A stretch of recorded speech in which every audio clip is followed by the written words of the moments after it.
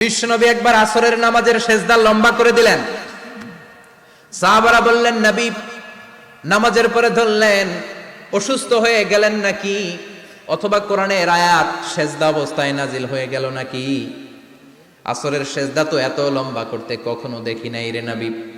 বিশ্বনবী বললেন, না, অসুস্থ হই নাই, কোরআনের আয়াত নাজিল হয় নাই। আমি যখন সেজদায় লুটিয়ে পড়েছি, আমার কলিজার টুকরা নাতি হাসান আমার কাঁধের উপরে চেপে বসেছে। আমি যদি সেজদা থেকে মাথা উঠাই হাসানের কষ্ট হয়ে যাবে, তাই আসরের একটা সেজদা আমি ইচ্ছা করেই লম্বা করে দিয়েছি। কি নবী ছিল, কি মায়া ছিল নাতিদের সাথে। হাসান হুসাইন বিশ্বনবী, যে নবী হচ্ছে সব নবীদেরও সর্দার, ওই নবীরে ঘোড়া বানায়া, বিশ্বনবীর বাবরি চুল ছিল তো, ওই চুল ধরে এরকম ঘোড়া ঘোড়া খেলতো।